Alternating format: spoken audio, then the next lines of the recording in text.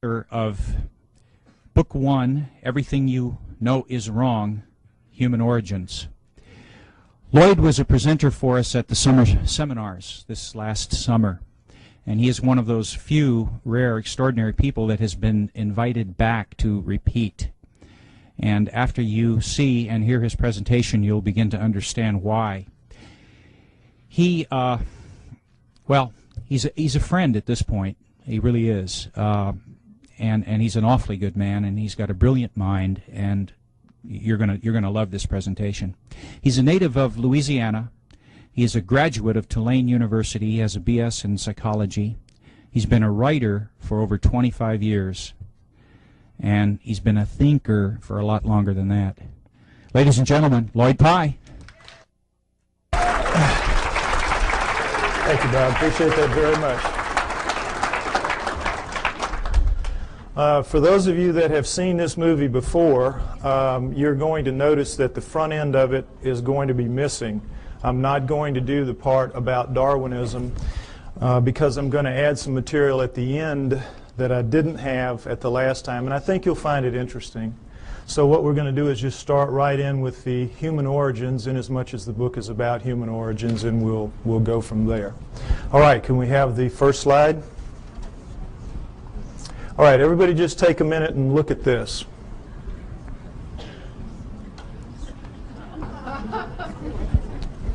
This is, wait, that's right, I don't need to do it. This is what we're all told is how we began as human beings.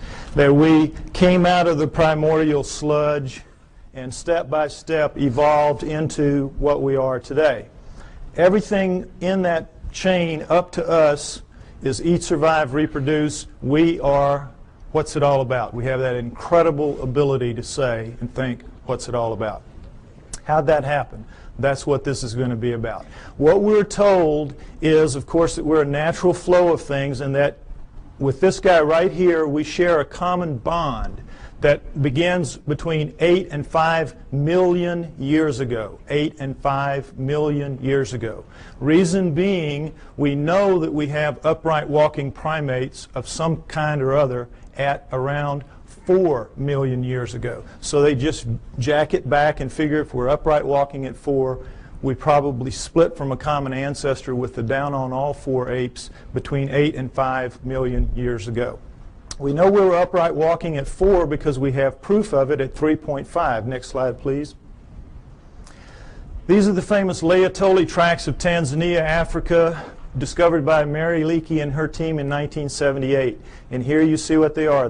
We're in solidified ash. We have a large pair here, smaller pair here. We assume it was a couple moving along. And we see the track here in a blow-up is not quite human. It's different in several ways, but it's human enough to make it very clear that we have upright walking bipedal creatures 3.5 million years ago, no doubt, measured by ashfall, which is very accurate.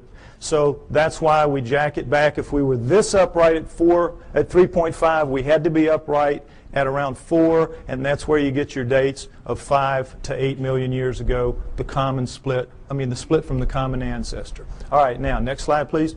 Here's the depiction of how this happened. The nearby volcano laid out a layer of ash. The creatures go walking along, leaving their tracks. Then another layer of ash comes, seals the layer, and then 3.5 million years later, a rivulet comes through here, cuts through, exposes one of the tracks. One of Mary Leakey's team sees it, and then they peel back the layers until they expose the whole thing. Miracle piled on miracle. It's just amazing, an amazing discovery. Now, the reason I show you this is I want you to notice that all pre-humans that you will see in the books, and go back and you can check, they will show you a head that looks like this one pretty much, grossly primate in its characteristics rather, because that's what the skulls of all pre-humans look like. But then they'll always stick these human bodies underneath those heads.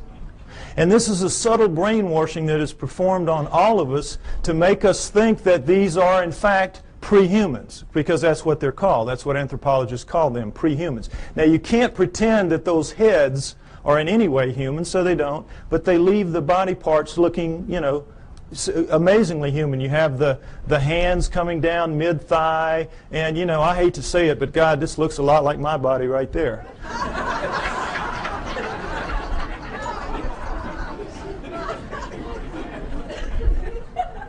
Point is, we're all being misled by these depictions, and notice them continually. It's the way I'm telling you. Now, next slide, please. Lucy is very famous. Everybody should know her story. Lucy in the Sky with Diamonds, 1974, Afar Valley, Ethiopia, discovered by Donald Johanson and his team. She is the first of the so-called prehumans. They are the Australopithecines, and she is one of the first types. Now, what we know from her is a remarkable amount, because we have 40% of her body recovered. With mirror imaging, that gives us 80%. It was so much more than any other fossil at the time. It was just amazing. So we know a lot about her. She stood about 3 feet 6 inches to 3 feet 8 inches tall. Very diminutive relative to us. But her bones, all of her bones, are much more robust than ours. Her upper arm bone here, for example, which is much longer than ours would be if it was a human that size. This arm bone, it would end about right here. Also, it would be about that thick. So we can see she's much more robust than we are in all of her dimensions. She has the head of a chimpanzee, which we cannot tell from her skull, as you can see, but from others like her. Head of a chimpanzee. But we do know that she walks upright because we have her hip joint and her pelvis, and we have her, particularly her knee joint, all of which are amazingly human. So we know she walked upright, no question about it. She was an upright walking creature. Just didn't have bones that looked anything like ours, or a head for that matter. Now, one other thing I want to point out about this is the people that are paid to go out and find these fossils, these pre-human fossils, are paid to find pre-human fossils.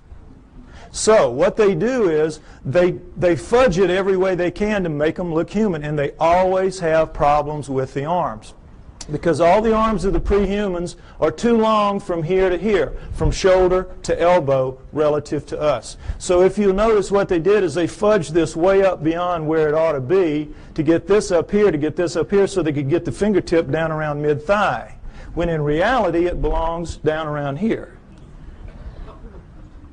Keep these little tricks in mind. This is all part of the subtle brainwashing campaign that is waged against you to make you believe that they're telling it to you straight about how this all happened. Okay, next slide. All right, as I said, these are the first 4 of the Australopithecines, and Lucy is one of the first kind, Australopithecus afarensis. We have Africanus, we have Robustus, we have Boise. All right, we have basically a pair of upright walking chimpanzees, upright walking gorillas. You can see that, length of face, width of face, and sagittal crest, which modern gorillas have. It's that ridge of bone where their muscles attach to the tops of their heads. So from 4 million years ago to approximately 2 million years ago, we have a pair of upright walking chimps, a pair of upright walking gorillas, and that's it. Okay? Now, at 2 million years ago, we have a transformation. We are told it is a transition, that somehow the Australopithecines segued into the next creature, which is Homo. Homo meaning man. You will see they are indeed more man-like than are the Australopithecines, which are clearly primates, upright walking primates. So, we have this changeover from Australopithecines to Homos. We're told that it is a transition, it is a transformation, as you will see with this slide. Next slide, please. Okay, here we go. Australopithecine, early Homo. Notice, if you will, this is not a transition. This would require 20 or 30 gradual changes to get in from this to this. It is an overnight change. It is just sudden. Boom. The Homos are here. I don't mean that like it sounds. Okay, next slide. All right, the Homos are here. Here we go. The Homo habilis, Homo erectus, Homo archaic, Homo neanderthal, and then Cro-Magnon, Homo sapiens, us. Notice Neanderthal man going back and through the Australopithecines don't look anything like us. Nothing. Here we sit right here, another transition. Now remember, we had 4 million years Australopithecines, approximately 2 million years. There's some overlap in here. And then here, 120,000 years ago only, boom, here we are. Suddenly, overnight, looking nothing like anything that has come before. The bones of all of these creatures are much thicker than ours, just like Lucy's were. And in every way, the shapes are dissimilar. They do not have, it's hard to tell looking straight on, but they have no foreheads. Their foreheads go straight back off their huge brow ridges, neither of which we have. We have nice forehead here. We have no brow ridges. Huge, round, nocturnal vision eyes. So did the Australopithecines. These are primate eyes. Primates have this kind of eye. Huge, wide nasal passages indicating a big flat nose spread across the face. We've got our little uplift of bone sticking our nose off our face. We have rectangular, small, reduced eye sockets, very poor night vision. A dramatic change has occurred. The upper jaw sticks off the face. Ours squished in. Nothing like us. Next slide, please. Profiles show the degree of change is startling. Prognathous mouth, no chin. Prognathous mouth even more so. No chin, and then suddenly flat mouth, nice chin. Look at the change through here. Australopithecine, Homo erectus, Cro-Magnon. This is as big a leap from here to here as from here to here in anatomical terms. A light year. A light year. This is not a transition. These are transformations, despite what you are told by anthropologists. Next slide, please. Now, am I making it sound my way just because the heads go that way? No, let's look at a whole body. This is a Homo erectus called the Lake Turkana boy. Homo erectus, Lake Turkana boy. Now, notice, if you will, this guy's about 12 years old. His molars have not erupted yet. He already stands 5'8". He's going to grow to 6'6", maybe 7 feet in adulthood. We don't know how they grew. But already at 12 years old, he is a physically robust creature. Every bone in his body at 12 years old is far more robust, thicker, stronger than any bone in Arnold Schwarzenegger's body today. True. Now, why do you, notice too, if you will, the length of his upper arm. And he has some shoulder socket here, so they had to put it in the right place, so that forced them to put the fingertip pretty near where it belongs. It belongs a little bit lower, but pretty close. Now, what are bones like this all about? What's the deal here? Why are they so robust? Your bones are a function of the torque your muscles can generate. Your bones have to be able to withstand the pressure that your muscles can generate. And if not, your muscles would break your bones. So when you're looking at bones like this, you're looking at an incredibly powerful creature. What are you looking at? You're looking at primate bones, primates of the earth. This is how the primates are built. Gorillas, chimps, right on down the line. They are incredibly strong relative to us, are the primates. 5 to 10 times pound for pound. They can come, they'll come right out of the mother's womb, reach up, hands and feet, hook onto her belly, and she walks off. And they can hang on. Anybody's had a pet monkey knows what I'm talking about. Next slide. Okay, this is a chimpanzee minus its hair due to disease, so you can see the musculature in here. And the strength of these things is amazing. Amazing. You could take a male chimp like this, not a gorilla, and put it in a room with Mike Tyson. It's a battle to the death, and they both understand that. 2 or 3 minutes, this chimp is walking out. Now, he may be missing an ear or two.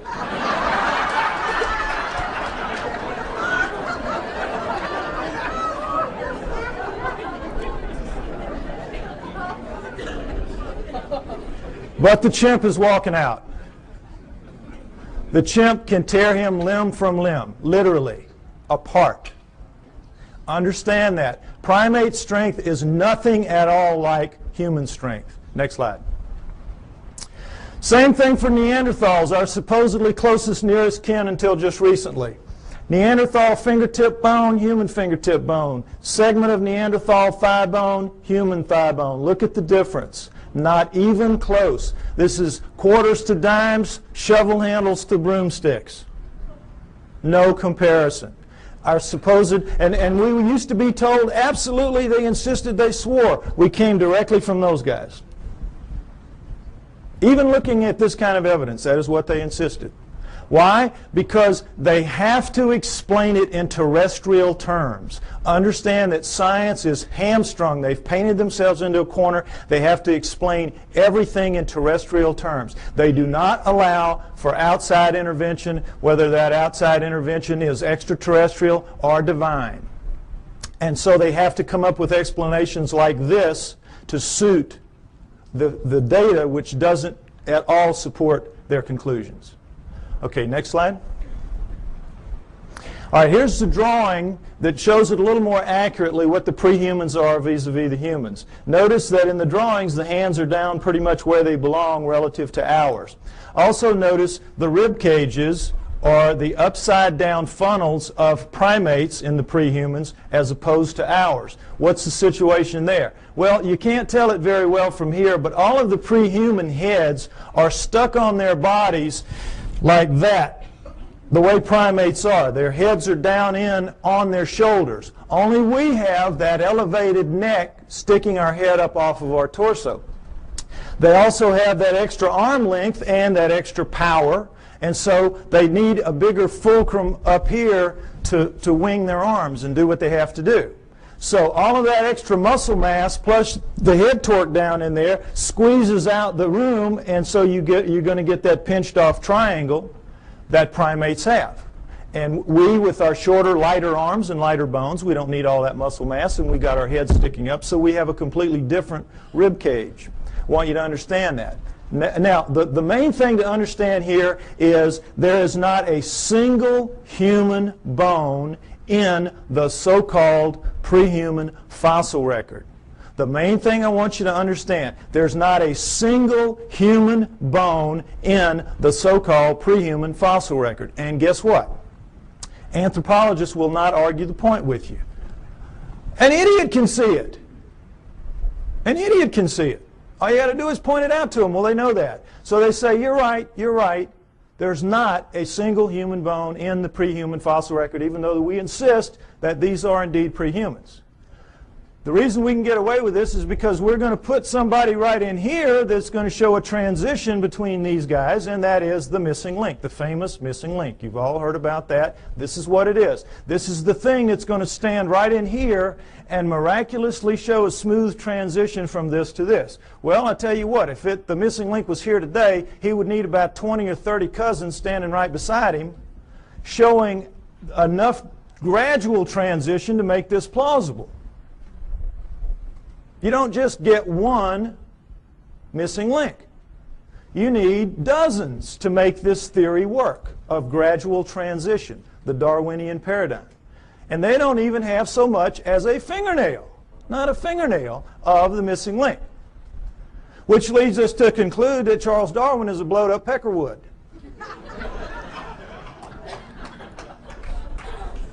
However, they will not concede that fingernail that's missing in that direction. Darwin's still intact, everything's still okay. Missing link's going to show up. It's been 140 years, not yet, but he will show up. Okay, next slide. All right, the throat thing, I want you to get that clear in your mind. Notice, if you will, this is a standard primate throat, and of course this is our throat. A complete redesign, complete. Not least of which is the fact that they can breathe and eat and swallow and drink at the same time and not choke. We, of course, you know what happens when we do. The peas come out of our nose when we start coughing. Okay, so the point is that primates with this kind of throat can make tremendous amounts of noise. Anybody's been to a monkey house or, you know, at the zoo, you know what I'm talking about. Hoops, hollers, screams, howls.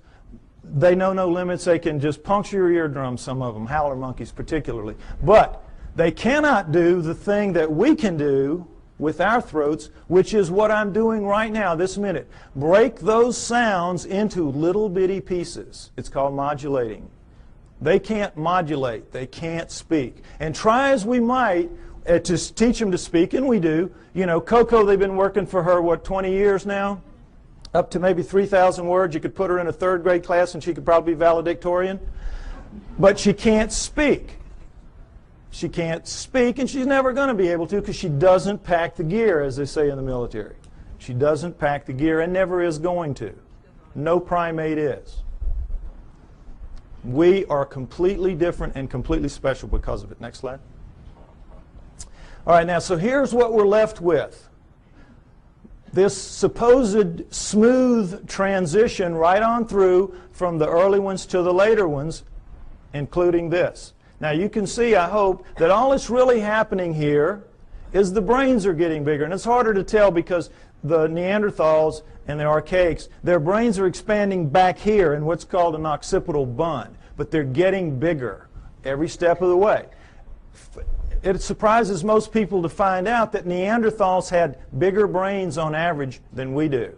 1,500 cc to 1,400 cc. Bigger brains than we have, Neanderthals. We shrunk somehow and got so much smarter. Figure it out. Point is that we're told that all these guys went extinct at 30,000 years ago because that's when we see the last Neanderthal. It's when we find the last Neanderthal fossil, 30,000 years ago. Okay, so they went extinct and that's it, and we're left behind. We were told for a very long time that we appeared at 30,000 years ago. The Cro-Magnon appeared right as the Neanderthals ended, so it was a real nice fit. You know, we appeared somehow, we killed them all, and that was it. Transition, we took over the lease, and that was it. So, the reality then later proved to be that these guys existed at least 120,000 years ago. These guys existed down into 30, so you got this huge overlap of nearly 100,000 years where they're living basically side by side on the planet and not killing each other off. So that one kind of went out the window, so they said, all right, so we didn't evolve from the Neanderthals, we evolved from the Homo erectus. You saw the Lake Turkana boy and how much we look like him. We evolved from him now. That's the new theory. Okay, you can see the problem. Now, did this really happen? Did they all go extinct? Well, why would they go extinct? No natural predators. Meanest dudes in the valley. They can take a lion on head to head and tear it apart. That's how strong they are, and that's how big they were. So what would make them extinct? Could we do that? Yes, we could. We are vicious little buggers. We are smart. We hunt in packs. We are pack animals. We're hyenas. We're two-legged hyenas. And we have a savage territorial imperative. Together, we could kill any of them. One-on-one, they just pop our heads off like a pimple. Understand that. So, given that, what if what we did was instead of driving them to extinction, we just drove them where they don't make fossils anymore? What if that happened? Is that a plausible scenario? Let's take a look at it. All right. Let's look at the Earth first, where these guys will live in. The Earth is divided into ecological niches. Ecological niches. You have the prairies, the savannas, the grasslands, the lightly wooded areas, primo niches. That's where everybody like us would like to live. You know, it's comfortable. The not so nice niches are the heavy, deep, dense forests, jungles, swamps, bad places like that, where we kind of live on the edges, but we don't really live in the heart of darkness. We think we do, but we don't. So, what if these guys lived in the primo niches, which they did because they were leaving fossils? And guess what? You leave fossils in the primo niches, in the prairies, savannas, grasslands, lightly wooded areas. Why? Because it's very unique that a fossil gets formed of this kind, because you have to die in very specific circumstances. You have to get caught in a flash flood so that your body is washed away, covered up by mud, so predators can't get you. Your flesh rots off, the minerals leach into your bones, and you become stone and you become a fossil. Or you get killed at the water hole. One day you're really tired, you're really hot, you're not paying attention, you go down to drink, the lion jumps on your back, kills you right there at the edge of the water hole, and then the wildebeest herd comes up behind him, run him off, stomp you down into the mud, and now same process. You're covered by mud, your flesh rots off, your bones are, the minerals leach into your bones and you become a fossil, and that's it. And that's pretty much it.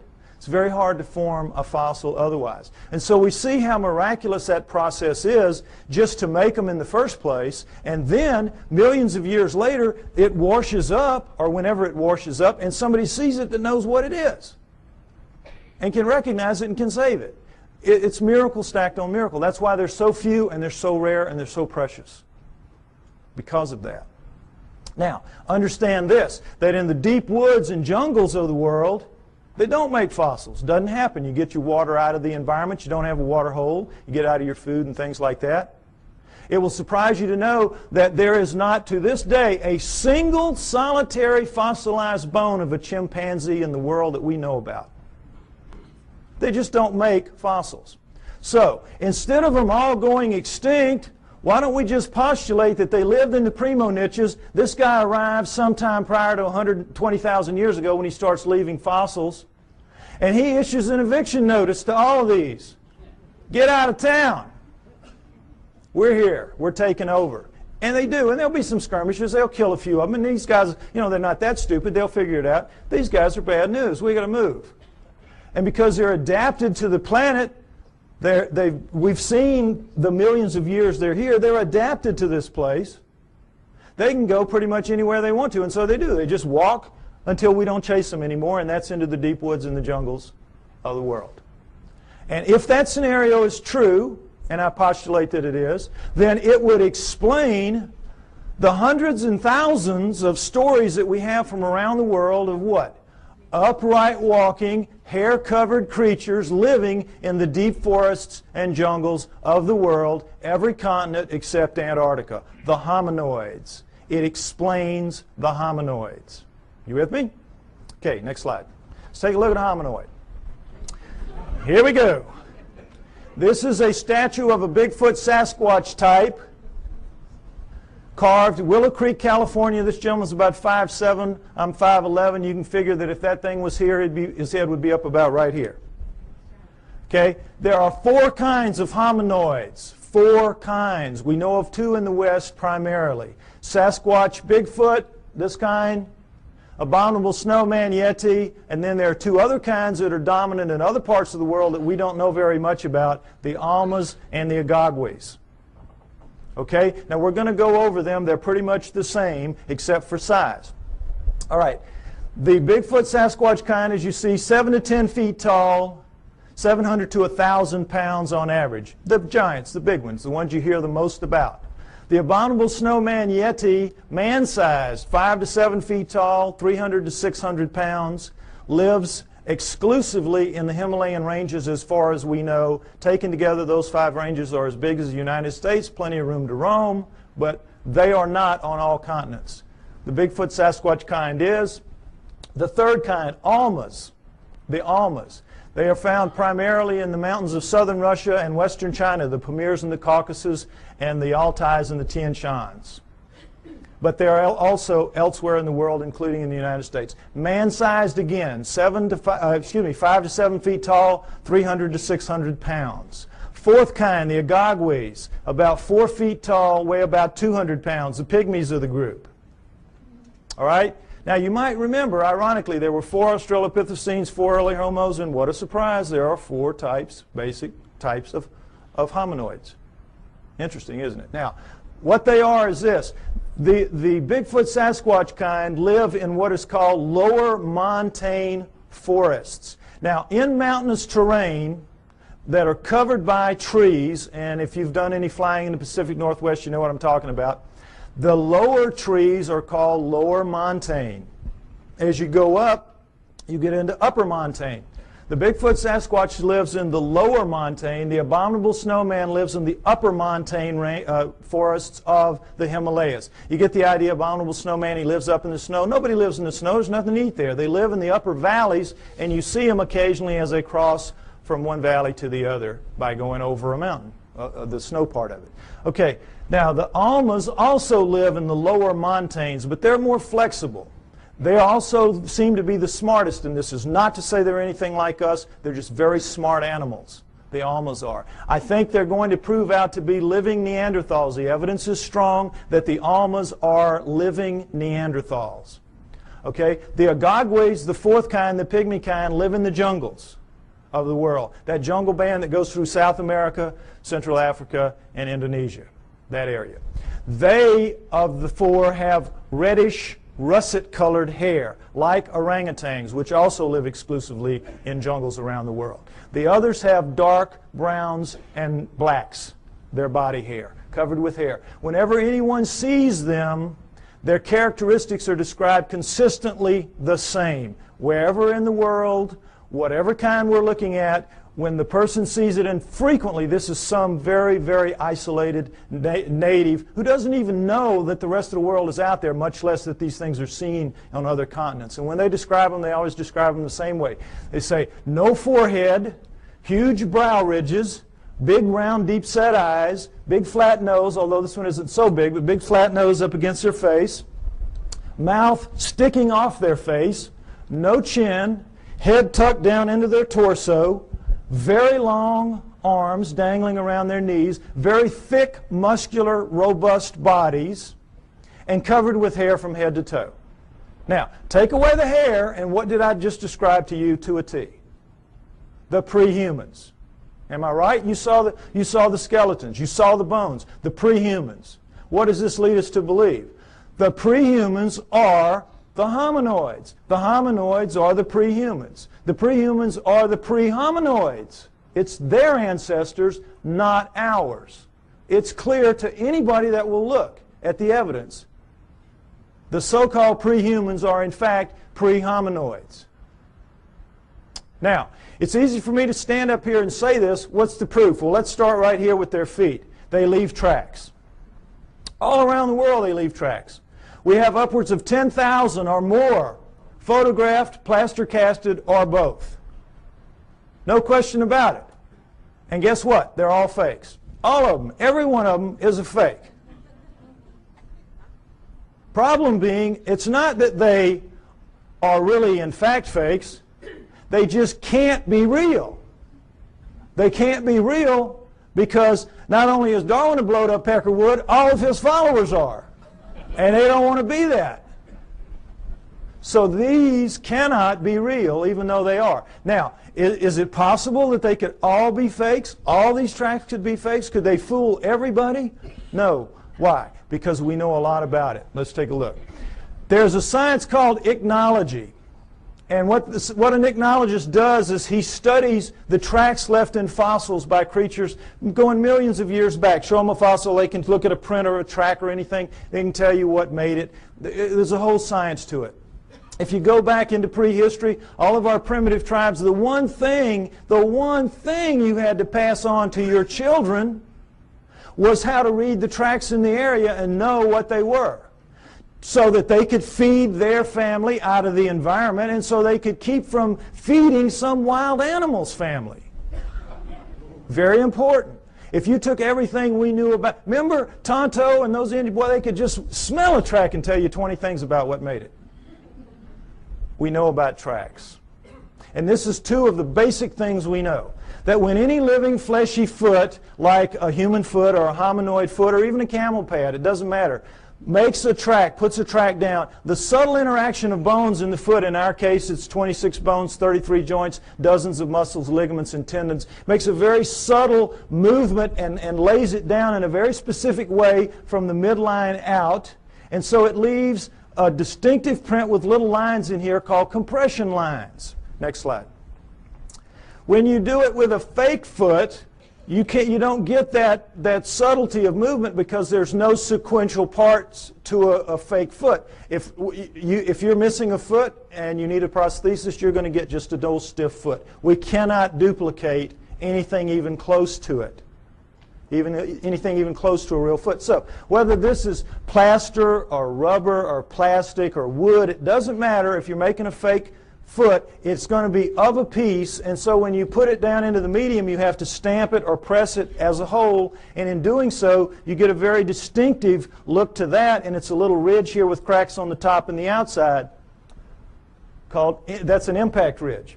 So we have compression lines and impact ridges. Now, I can give this little lesson to a class of first graders, lay down a bunch of tracks here, real and fake, give them a magnifying glass, and they will not miss one. They will not miss one. Now, forest rangers that make their living out telling you, bear, elk, zebra, it doesn't matter. Whatever it is, they can tell you what it is. And no anthropologist will question their expertise. But if they see a hominoid track and they say, boy, that looks real to me too, the anthropologist say, well, you don't know what you're talking about there. You don't know what you're talking about there. That one's fake. You're wrong there. See how absurd it is? And for the most part, you believe it because you don't expect them to lie to you. You don't expect them to have an agenda that they're maintaining. But they do, and they do. And keep it in mind. Okay, next slide. All right, this is the way a human foot works. Looks and works. This is, of course, a good foot, not a flat foot. This is a typical human foot with an arch. When we come down on our heel, we have to swing our momentum around the arch, then cut it over into the ball, which will regenerate some of the lost momentum, and then we come out thrusting off of our big toe. That's how we walk. Our smaller toes pull up and act as balancers. If you notice your feet tonight when you walk around, notice how that works. Your big toe will go down, your other toes will pull up, and it will leave in making a medium, an undisturbed ridge of medium here, in making a track rather, an undisturbed ridge of medium right here, but this of course will be squashed. Very distinctive print, no question about it. Now guess what? We walk badly, badly. When you do time and motion studies of us walking, we're keeling around as we're swinging our momentum through our feet. We're locking our knees. We're basically throwing ourselves through our hips. That's why our joints wear out as we age. Our knees and our hips. We're using them badly. We walk badly. Whoever designed us needed to go back to the drawing board a couple of times more. They got lazy. It was a mistake. Okay. With that in mind, next slide. Let's take a look at a hominoid track. Typical hominoid track. This is Bigfoot, 16 inches long, but taken in that really nice powdery dirt you get at the end of a hot summer, so it's a very clear, distinct print. Notice, if you will, the differences. We have a midline about right here, ankle shifted very far forward, heel extended back here and very much widened, forefoot shortened very much and widened, all 5 toes looking about the same shape, ironically, square, and all 5 toes acting as balancers because you have medium all the way through here. So you're getting the forefoot thrust coming out completely of the ball area, which is dented in, and it's like a 2-part motion sort of. So they have a completely different foot. It's a completely redesigned foot. Why? Completely redesigned creature. Much bulkier, much heavier, much denser, much more robust. So you need a different kind of foot. No arch is going to support that kind of weight, so you have no arch. Now the funny thing about most real, quote, fake tracks is that the local yokels who make them make big human footprints and go out stamping those around. So you know immediately. They don't even have sense enough to know you got to do it, make a completely different foot. But the main thing to notice here is, remember, in our motion, we walk here, we go here, we do this, and we're very awkward. Look at the line of thrust here. Straight shot.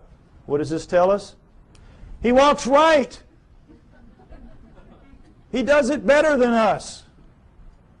He does it the way it's supposed to be done. He or she does it the way it's supposed to be done. Isn't that interesting? Next slide. Okay, this is something else that the best hominoid tracks have. Dermal ridges. Now it's kind of hard to see, but dermal ridges are your fingerprints on your feet. Fingerprints on your feet. This is why they take a baby's footprint when it's born. Finger's too small to deal with, just stick its foot on. Same thing. Individual, unique. Dermal ridges. And there you... Oh, I think my battery's running out. Oh, no. No, when I put it down here, it goes out. I may need a replacement part here if anybody's got one. Yeah, I know, but I think it's just because I shook the battery a little bit. All right, anyway, point is that whoever's faking these things out around the world, thousands of them, is taking the trouble to make articulating feet that if they would just put on the market, they could make a fortune in the prosthetics industry. And then they're taking the trouble to incise dermal ridges when lasers would have a hard time doing this. I mean, criminals, if this was easy to do, criminals would get their fingerprints fixed, would they not? Instead of cutting them off. Lasers really couldn't do this kind of work, I don't believe. Oh, okay. Okay. Thank you. No, I got it. I'm going to go with this one for now. Okay. So, you with me? It's a conspiracy to end all conspiracies, this making the hominoid track conspiracies. What I'm trying to get you to see is that is in fact absurdity piled on absurdity that they're asking you to believe. And again, for the most part, you do believe that. Most people who came in here today probably believed everything that the tabloids have to say about the hominoids. Problem being, if the hominoids are real, what does it mean? We are off the flowchart of natural life on Earth, and they don't want that to happen. Neither science nor religion. So in this instance, they hold hands and walk down the path together. Okay, next slide. All right, check this again. Comparison, Bigfoot track, plaster cast, human foot, just to get this in shape in your mind again. Next slide. All right, another pair of hominoid tracks, as you can see. These are so grungy looking on the soles because they were taken out of clay as opposed to dirt, as you saw earlier. But in every other way, they're hominoid tracks, are they not? We found, they're found together, so we assume it's a male and a female, like the two that we saw walking along at the Lloyde tracks. Right? Would everybody agree? This is as hominoid as it gets, right? Wrong! Guess what these are? Neanderthals. These are Neanderthal tracks, absolutely and without doubt. Toriano, Italy, a cave 30,000 years ago. Neanderthal artifacts all over the place. Neanderthals. Bona fide. Now, what does this tell us? It tells us that the Neanderthals, for sure, are hominoids because they got hominoid feet stuck on them. Plus, they got hominoid heads stuck, as you saw from the skulls. Furthermore, we can assume, I think, fairly, that every one of the ones we saw earlier, all the way back to Lucy, 4 million years worth, had feet just like this and were, in fact, hominoids. The track you saw at Lloyde, remember the one down in the corner? It looked a heck of a lot like that, didn't it? The hominoids are the prehumans. That's the point I keep trying to make. Now, I'm extrapolating a little bit here. I'm taking a little risk because we don't have the feet nor the prints of any other prehuman. We just have to go with logic. But guess what we do have? We do have the feet of Neanderthals. Next slide. Here we go. Neanderthal foot, human foot, Neanderthal. Can everybody see this down at the bottom? I'm sorry, it's kind of low. Take a look so you can see. Stand up if you have to, be like a football game.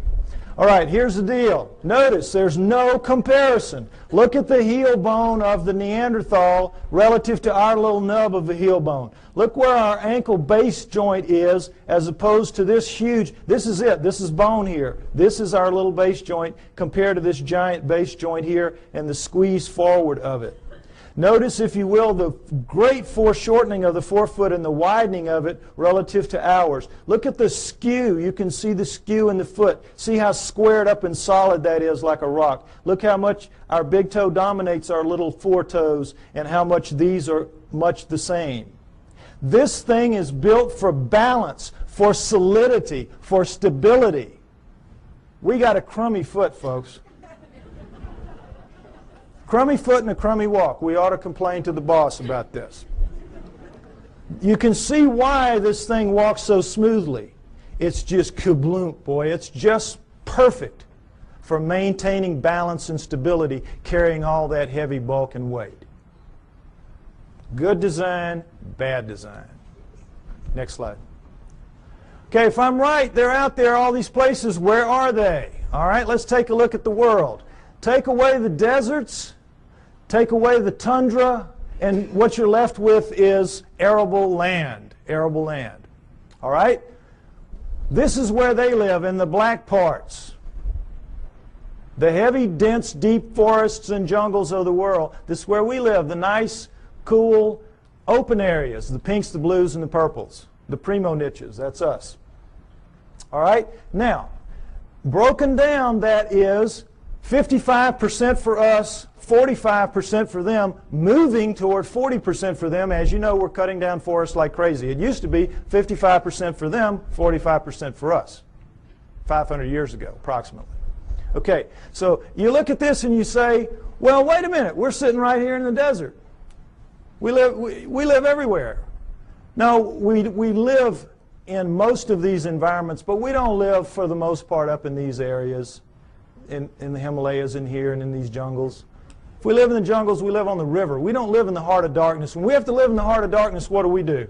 We cut it down. We'll cut roads through here, but we don't live in it, where we've got to hack our way through every day to go to school or to the store. Just isn't going to happen. We're not physically designed for that. Our skin won't take it. If we didn't have clothes and couldn't defeat the natural order of things, if you were to strip everybody in this room naked and put us out there to live like everybody else has to live, most of us would be dead in a few weeks from radiation poisoning. Those of us who have black skin would have a chance to make it to the equator, but couldn't stay and live in cold climates. We're not physically adapted to this planet. Understand that. Our skin does not let us go except in certain niches, the primo niches. So, understand too that we think we live in every one of the nooks and crannies out there. We are masters of all we survey. That's what we're told all the time. We're humans. We're masters of all we survey. We do not even survey all that we claim to be masters of. It will surprise you to know that of the United States alone, fully 25%, 1/4, has never once been foot surveyed, because it's just too hard to get in there and do the work. We survey from the air those areas. We do not go. We're not as tough as we think we are. Now, also understand that the hominoids are not just restricted to these areas. They move wherever there are forests. These are their real stomping grounds. But they go anywhere that there are forests. They use forests like highways because they are migratory animals. They migrate. They do not hibernate. They move with the seasons, and they use forests as their highways. As they live in the forests, they do a split shift with the bears. Bears work the day shift, they work the night shift. It is. It's how it works. Also understand that of the 5,000 quality sightings that we have in the United States and Canada, now I'm not talking just, skimpy ones. I'm talking good quality sightings, 5,000 in the last 50 years, half have been east of the Mississippi River. Every state has them, except possibly Nevada, maybe the mountains north. We have them in Louisiana, down in the swamps, the little one. It's called rougarou. When I was a little boy growing up, don't you get too far from the house, rougarou will get you. The little red man of the woods, the booger man, boogeyman. Excuse me, booger man, right. Slip of the tongue. Anyway, Florida has the skunk ape. New Jersey has the Jersey Devils. Arkansas, everywhere has them. I bet you every one of you have heard stories about this from your state. They're everywhere. And it's the same around the world. They share the planet with us. Okay, next slide. So, you say to me, well, okay, by George, we're humans. Why don't we just go out there and get one? Even so, we can do anything. Why don't we just mount up and go get one if there's so many of them out there? All right, panda is a perfect example of what the problem is. The panda was last century's hominoids. Rumors would come out of China of this black and white bear that ate bamboo. And, of course, every PhD in the world sitting behind his little desk does not even have to get his fanny up out of the chair to say, well, forget that. We know they have black bears. We know they have brown bears. We know they have white bears. But they're all carnivores. No vegetarian bears. You kidding us? Ridiculous. And then in 1869, a French naturalist goes to Sichuan province, China, and sees the hide of a freshly killed one hanging on the wall, and he knows they're real. So every zoo and museum mounts up the expeditions that you would like to see mounted up today to go out to find the next panda and bring it in. Serious. Now we're talking Sichuan province, an area the size of the state of Arizona, very mountainous, hilly terrain, difficult terrain covered with bamboo rather than woods, but in every other respect like the environment that hominoids will be found in. How long do you think it took those teams? And this is back in the 1800s where people really knew their way around the woods. How long do you think it took? 60 years. And quit giving away my punchlines. Don't do that anymore. 60 years. 60 years. Those of you who've seen the movie, do not give away the punchlines. Okay. Now, it sounds like a gross exaggeration, and it is. They only looked for about 30 years. This is where Ivy made the mistake. They only looked for about 30 years, and then they gave it up. And they said it has to be extinct now. And then 30 years later, Teddy Roosevelt's sons are out there doing some sport hunting, and they kill one. Okay? So then they mounted up again, knowing that it's for real now. And because they had learned so much in the interim, they began to get them. And over the next 20 years, they brought in 6. And we have the panda craze, that we have today. But even to this day, they're extremely difficult to go out into the wilds of Sichuan province, China, and bring in a wild panda. Now, what is the panda doing that makes it so difficult to get one? Well, as you can see, it's very brightly colored and stands out very distinctively against its green background. It lives during the day. It eats a very restricted diet, bamboo. It's very slow-moving. You see them move in zoos. They're as stupid as a bag of hammers. They can't even reproduce in zoos. Can't even find each other or figure it out. I mean, how stupid do you have to be? Anyway, the point is, they're not doing anything. They're living their lives, and the problem lies with us. We can't hack it in their world very easily. We think we're masters again of the world. We're not. We're not. And where they live is where the hominoids live. And the hominoids are bigger, faster, stronger, operate at night, eat anything in their world. They can hear better, see better, and I'm absolutely sure think better than we can. We're not going to just mount up and go get one because we've tried it many times and it hasn't worked. We're only going to see them by accident, encounter them by accident. And that's when it happens, and it happens a lot. We have good evidence on record of these encounters. Next slide. We're going to go over a few. The famous Patterson film, Roger Patterson took a film of a female hominoid walking along a creek bank in 1967, October. You all saw this, well, not all, but some of you saw this recently on a television program called World's Greatest Hoaxes. All right? That itself was a hoax. That program was a hoax. I wrote a long email about this, and it's on my site if you'd like to read it, www.lloydepye.com. It's a defense of the Patterson film showing what they did not talk about in that program, trying to make this film look like a hoax and pick on it, as people will do occasionally. There's no doubt that this is a bona fide film for a number of reasons we're going to go over. All right. First of all, it was a bright sunny day, as you can see. What happened was the sun was shining such that it was glinting off of her shoulder and thigh as she walked, and you could see her muscles rippling in her shoulder, in her thigh as she walks. In good slow-mo close-up, you can see that, which they did not provide in that program. All right. If that's a person in a suit, the suit has to be glued to naked skin. In the gluing process, you lose that flexibility, that ripple. The only thing that looks like this does in this film is real skin over real muscle working. So we could stop right here. It's real just based on that. Right there. But we don't have to stop. The arm, if you've all seen her walk, she walks along like this. She drags her arm down around her knees where everybody says, the hominoids do. Why? The elbow articulates right here, which is much longer from shoulder to elbow than a human. If that's a human in a suit, impossible. You can't get an elbow bend at the same point. So we could stop right there. Solid proof that that's not a human being in a suit. But furthermore, Jerry Romney, the guy they said was in the suit, they stuck him with breasts. What would they do that for? Why go to the problem? Why go to the trouble? As she walks along and she turns back to face him, you see the breasts sway, and she takes a couple of steps, and you see that nice jiggle that we all know. If it's a person in a suit in 1967, it's going to be those early silicone jobs. Remember those? Absolutely real right there. Furthermore, she left tracks in the hard-packed sand of the creek bed. 1 inch deep. We have pictures, we have casts. That cast you saw earlier of the cast in the foot, that was her foot. No question, inch deep, walked a 200-pound man beside her not long after. He sank about 1/4 inch.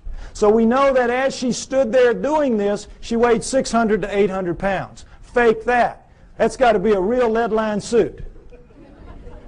600 to 800 pounds as she walks. So we know that it was a legitimate film.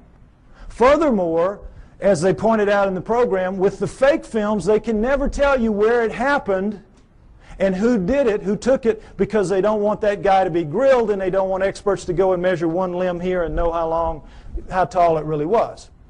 What Patterson did was he went right out fast as he could and begged every expert in the area that he could call, every anthropologist and zoo person, come out, bona fide sighting, please bring dogs.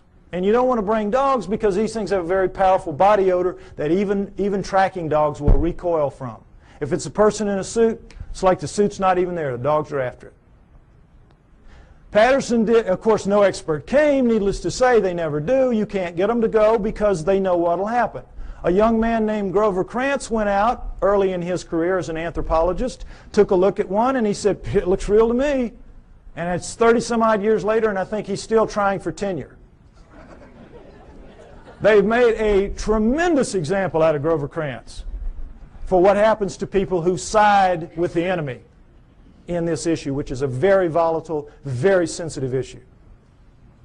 Okay? So no experts would come, needless to say. Patterson did everything right that he could except film something that could be real. Other than that, he was great. Okay, next slide. A man named Albert Ostman, picture taken in 1957, talking about an event that occurred to him 33 years earlier in 1924 when he was a young man, a timber cruiser in the woods of southern British Columbia. He's taking some time off. He's out looking for gold mines, lost gold mines. He's sleeping in his sleeping bag one night, and suddenly Big Hand picks him up, shoves him to the bottom of the bag, slings him over its back like Santa's bag of toys, and scoops up his camp stores with the other hand and walks off with him. He is captured by a Bigfoot. He has marched for about an hour. He's got barely enough room at the top of the bag to breathe. The hand couldn't get quite around the bag, so he had enough room to breathe, but he stuck down the bottom of it. It dumps him out an hour later or so, and he's in a 10-acre basin of high rock walls where he can't get out, and there's one opening opposite where he is, and over there is the den of the living quarters of the male Bigfoot that got him, his mate, and their 2 offspring, a young male and a young female. And Albert Ostman stays with them for 6 days before he can figure out a way to escape, which is very funny, very clever. Not going to go into it. Takes too long to tell. It's in the book, okay? But he gets away. The point of the story is not how funnily he escapes, but that he doesn't tell anybody for 33 years. Keeps it to himself, thinking everybody would think he was crazy, which they would do. And then in 1957, he reads an affidavit in a paper by a man who saw one picking berries, and the man said, if anybody has an experience like this, would you share it with me? So Ostman writes him a letter and says, that's what happened to me. Well, when people found out what happened to him, the roof fell in on the poor guy. Experts came in from all over the world. He had to take lie detector tests up the wazoo. You know how it works. And so you know that when you're telling a story, a long, detailed story, and it's a lie, you can't keep the details straight. You're going to goof it up, and they're going to figure it out sooner or later you're telling a lie. He never goofed up. He passed all his lie detector tests. No, anybody that had anything to do with him, just read the testimonies, say he was absolutely A+ straight-up guy, telling a true story. Next slide. The famous Minnesota Iceman. Ice Child is more like it. This was a juvenile Bigfoot killed by a man named Frank Hansen in the woods of northern Minnesota. Ironically, in 1967, the same year that Patterson filmed his Bigfoot 2,000 miles away. All right, now, Frank Hansen shot it in the back, blew out that nice hole in its chest, dropped it, severed its spine, dropped it down. It pulled its arm up to protect its face from him, as you can imagine, shot it through the wrist, through the left eye, blew the right eye out onto its cheek, and blew out the back of its head. Coup de grace, killed it dead. At that moment, 1967, Frank Hansen could have changed history. He could have taken this thing, crammed it down the throats of science, and we would not be having this discussion today. We would all accept hominoids as a reality from that point forward. No problem. But Frank Hansen was not that kind of man. The kind of man he was, he saw the opportunity. He bought a 7-foot floor freezer. He threw the body in there. He filled it up with water. He froze it. He put a piece of plate glass over it, and he took it around to shopping malls and county fairs for about 12 years, from about 1978 to, about 1968 to about 1980. Did anybody here besides me see it when it was out? There's always people that saw it. Okay, so they can tell you that it was the real deal. Okay. Now, what you saw if you went and paid your buck to see it was this thing laid out, and you could see it's kind of snowy, milky ice right here, but where you could see it was like glass. It was like air. It was clear. You know how ice can be. So, you could see very clearly that this was an ex-living dead thing laying in front of you. But don't take my word for it. Take the word of a man named Ivan Sanderson. When Frank Hansen was trying to get publicity for this, he allowed Ivan Sanderson, a true zoologist and a great cryptozoologist, to study this thing for 3 full days. Very powerful lights, the whole works. And Sanderson wrote this tremendously detailed technical report about it, much of which I quote in the book. You read that, you will know the man knew what he was looking at from a technical zoology standpoint. I'm looking at it just with layman's eyes when I'm a young man, but they're perfect eyes, astronaut eyes. So I'll tell you what I saw. What you could see, what anybody could see, because the knees were almost to the top of the glass, is that every hair, you know how hair floats in water? This is not our hair. This is primate hair, 2 to 3 inches long. It's sticking off. It's like a pincushion off its body. You can see right down to its skin wherever you look. And wherever you look, you're looking at what amounts to a small pencil lead hair, round, tucking into a pore, perfectly tightly round. Wherever you look, millions of them, wherever you look. Now, what we're told is this was just a wax and rubber dummy made up by a charlatan who was out to just take advantage of people, right? Ask anybody who works in the wax museum business, and they'll tell you the one thing you can't do well is hair, because to get the hair right, you got to punch it in with a tool, and you got to pull that tool out, and it's going to leave a little nick mark around the hair. None of that in this creature. None. But the thing that really impressed me the most, and I'm sure everybody else will verify this, is, you know when you kill a deer or something, you let it bleed out, but for a long time after, it oozes that pink kind of fluid. You scrape your elbow, for women who don't deer hunt, scrape your elbow, you know, and after a while you're still oozing that pink sticky stuff. Well, it was still doing that when he froze it, when he put the water in. So as the water was freezing, that stuff was coming up in tendrils, ribbons, pink ribbons of that sticky, oozy stuff, coming out of every wound, out of there, out of the mouth, out of the nose. You know when you have a traumatic head injury, you bleed out of your nose and your mouth as well, out of both eye sockets, out of the wrist. Little pieces of bone were sticking out of the wrist. Every one of those, and those ribbons went from down as deep in the holes as they could get up to the surface, and they spread out in little pools, little circles at the top of the ice. Now, I defy anybody making a fake to even think to do that, much less pull it off and make it look so real. This was the real deal. Next slide. Perhaps the most interesting story of them all, Zana from Russia, an Alma. Remember I told you that the Almas were also man-sized, 5 to 7 feet tall, 300, 600 pounds, and they're dominant in Russia and the Orient? This is Alma, the living Neanderthal. This is one of them right here. This is Zana is an Alma, was an Alma. Now, understand this. In the Orient, the tradition when one of these things is captured for whatever reason was to kill it immediately, desiccate its body and sell its body parts for medicine, principally aphrodisiacs. That's the Oriental tradition. In the Russian area, though, when they would be captured, male or female, they would be used as slaves, physical slaves, held, spirits broken in these primitive villages where they would be, and they would be used to carry wood, fetch water, do the haying, all the heavy work nobody really wants to do. Make the slave do it. And so that became their fate. And for females, another aspect of it was they had to become the sex slaves of the men of the area.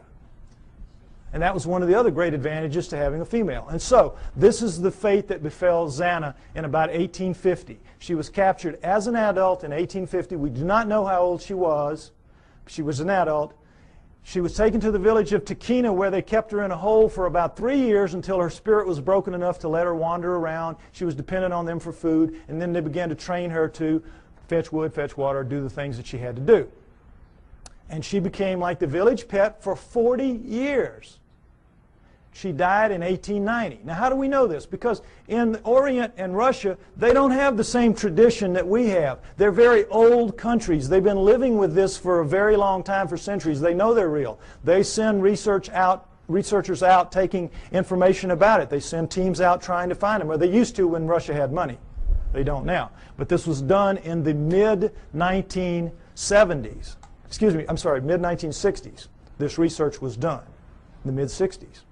So, in the mid-1960s, this was an area of Kazakhstan where she lived, where people live very long lives. You know those places in the world where people live up around 120 years old? So they had over 100 people above the age of 80 that had known her quite well in their youth. There were 10 still alive who had attended her funeral. So they were able to get tremendous corroborative evidence, corroborative testimony about her lifestyle, and everything about her from all these different people, so we have an amazing view of what she was like and what her life was like.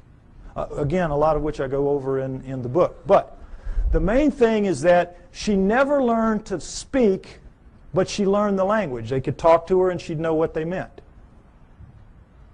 And while there, she gave birth 8 times to hybrids with men of the village. 8 times. Killed the first 4 accidentally, because her kind apparently washes the newborn off immediately. She would take it to the freezing glacial river that ran through the village, and because they had so much human in them, it would kill them. So the last 4, the village women took them from her at birth and raised them on their own, because they looked so human, and every pair of hands was very valuable in one of those primitive villages like that. And so they raised them up, and they became Russian citizens. Married, had children. Her great-grandchildren are alive in Russia to this day. I know, it's an amazing story. Now, what do people say about her children? Well, everybody said that they were indeed taller than most, bigger than most, a little more robust than most, but not giants, not superhumans, just strong, you know, big and strong people. Darker skinned than most, but not truly Negroid. Hair like, you know, everybody, but not covered in hair like she was. Average intelligence, not wizards, not stupid. Ugly enough to make a freight train take a dirt road. Unfortunately for them. But they could speak. That's the key. They could all speak. They had very high-pitched voices, but they could speak, which allowed them to integrate into the community as humans, even though they were clearly not quite humans. So the researchers were real excited to get all this information. It's like, wow. And they knew where she was buried. She was buried in the village cemetery. Unfortunately, this is a Muslim area. They don't mark gravestones there. So they knew she was in the village cemetery, which had existed for centuries, and they couldn't say just where, because of the 10 people that were alive. They all had different memories of where it had been. Who knew that 70, 80 years later somebody was going to care? So they couldn't decide. They couldn't, and they would have had to bulldoze the whole thing. The village wouldn't let them do that. So somebody says, well, guess what? Her youngest son, Kvit, died in 1954, only 10 years prior to this study. So they said, we know where he is. We'll let you dig him up. So, boy, they dug him up. Her youngest son, Kvit. Now, before we look at his skull, I want to say again, remember, Neanderthals had bigger brains than we did, and they carry them, we do rather, they carry them in a bun in the back of their head called the occipital bun. All right, let's take a look at Kvit's skull. Here you go, right here. Notice, if you will, that's a remnant of an occipital bun right there. Notice how much of a forehead he doesn't have. Look at the size of these brow ridges. Look at that eye socket. Is it starting to look familiar? Look at the size of that nasal passage. Look at the size of these teeth. Look at the size of that jawbone. Look at the size of the cheekbone. But look at that chin. Allows him to speak. This is an ugly dude, kids. This is a Neanderthal, basically. This is a guy you do not want to meet in a dark alley. Now, what, of course, anthropologists say is that he is an extreme variation on the human norm. An extreme, real extreme variation on the human norm. But that's how they explain it. Okay, I ask you to take my word for it. Hominoids are real. They live with us today. They have always lived with us. It is their planet. They are the native, indigenous, upright walking primate of planet Earth. There was a split somewhere between the down on all four primates and the up on 2 feet primates, but we're not the one. The pre-humans are the pre-hominoids. Go with me on that. Now, if you do, what it means is, as I said earlier, we human beings do not have a place in the natural scheme of life on Earth. And that's a problem. So if we don't, where did we come from? Why and how did we start leaving fossils on the planet at only 120,000 years ago? All right? Unlike Alan, the speaker you saw earlier, and perhaps unlike some of the others you might hear later, I have my own opinion. I don't necessarily agree with him. You're here to evaluate what we say and decide on what you believe. I am a pro-Sitchin person, as you will see. Okay? I have studied, and in part 4 of my book, I base part 4 on the writings of Zechariah Sitchin and the ancient Sumerians, because, next slide, I believe that the answer to where we came from is, in fact, going to be found in Sumer, ancient Sumer. Modern-day Iraq, Tigris-Euphrates River, Zagros Mountains, the Fertile Crescent. And the Sumerians are the first great culture that we know to come out of the Stone Age. At around 6,000 years ago, they appear full-blown, boop, everything.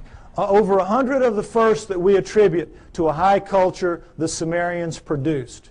Now, logic would tell you, and certainly the Darwinian paradigm of simplicity leading to ever more complexity would tell you, that the first culture out of the Stone Age is going to come crawling out of the caves on bloody hands and knees. Are they not?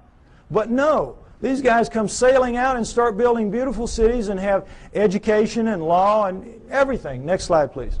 They had the first great cities, the first great city centers, the first high-rise buildings, the first walls, the first roads, the first wheeled vehicles, the first ocean-going vessels, geniuses with water, first agriculture, first animal husbandry, first laws, first court systems, first literature.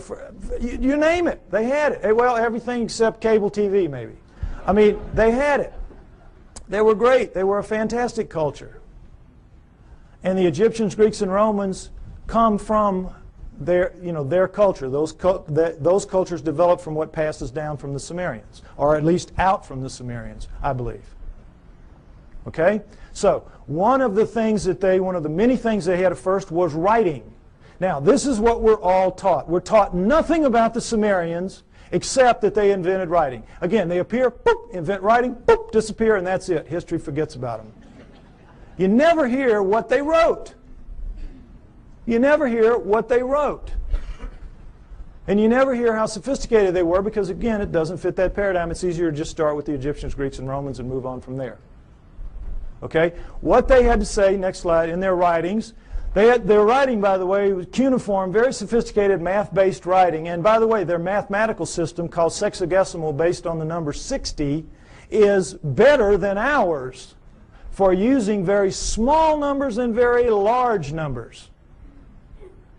And they kept time around the great year, 26,000 years. How'd they figure that out? Among other things. But in their writings, most of it is like these little hand things where it's just bills of lading. I sell you this, I'm buying that from you. It's like our paperwork. But they have a lot of them, about 5,000 of the 100,000 or more that we have, that have to do with stories of their cosmology, their cosmogony, their history, where we came from, how the solar system formed and all that. And that's what we're going to go over, what they had to say. Where did it come from? Well, originally, when these things were being translated in the late 1800s, early 1900s, when the translators would read what they'd have to say, it was like, oh, come on, forget about it. Put them in the myth. These are myths. They have to be myth. It can't be true. And they put it in the myth pile, which Alan was talking about, myth. So, Zechariah Sitchin, a man named Zechariah Sitchin in the 1950s gets the idea, wait a minute, how does the first culture get a myth? Who hands it to them? Good question. Why didn't anybody else think of that? So, he assumes it has to be a history. They have to be telling a history, which then later gets distorted perhaps as myth by later cultures, but the first one's got to be a history. So he goes into the myth pile with that attitude and comes out with 8 books at this point called the Earth Chronicles series, which I use as the basis for a lot of what you're going to see here now for a while. Okay, we're going to go over what the Sumerians had to say, boiled down. Part 4 of my book is basically the cliff notes to Sitchin's work. Any of you that have tried to read it, you know it's a slog at points. Okay, I tried to make it as easy as I could so at least you have the cliff notes to go in and try it again. All right, next slide. Here's what they say, that originally as the solar system was forming, there was the Sun, Mercury, Venus, Mars, and a big planet called Tiamat, right where the asteroid belt is now. And if you know about Bode's law, there's supposed to be planets at certain places of a certain size, and it all fits reasonably well except for the asteroid belt where there should be a planet, and there isn't. But there was Tiamat then, Jupiter, Saturn, Pluto as a moon of Saturn, Uranus, Neptune, and into that forming solar system at around 4 billion years ago, which we extrapolate and assume because all of them were still very plasmid, still very much lava-ish, able to pull moons out of themselves, and we know that the solar system formed at around 4.6 billion years ago, so at around 4 billion years ago would have been the time approximately when this would have happened. Okay, Nibiru comes in, and as it's a stray planet like the one we saw a few months ago being slung out of the binary star system on the news, we all saw that, probably something like that. It's captured by the gravitational pull of the large outer planets, swung around the sun, captured by the sun, and is caught in an elliptical orbit like a comet, moving clockwise as opposed to the counterclockwise circles of the other planets. Well, as you can see, there's the capacity for real problems here with one going one way and one going the other. And in the second time around, Nibiru collides head-on with Tiamat at planetary speeds. This is a collision. Okay? Next slide. This whole thing now is described in the great Sumerian epic of creation called the Enuma Elish, which is 6 tablets of action, 1 tablet of summation, which is taken to be by many people the basis for the 6 days of creation and the 1 day of rest. Because much of the Old Testament is a direct come down from the Sumerians. And if you know the Sumerian history and you read your Sitchin, you will know that, or my stuff, you will see that that is the case. Now, in that great epic of creation, the Enuma Elish, six of the major puzzles of modern astronomy and Earth geology are, I think, plausibly answered. You heard Alan's interpretation of some of it. I'm going to give you mine and give you the basic Sitchin explanation. Okay? What they say is that in the collision, Nibiru slams into Tiamat. It is a little more held together. It's older, and so it is coalesced more. It holds together. Tiamat is shattered in two, blown apart, torn in half.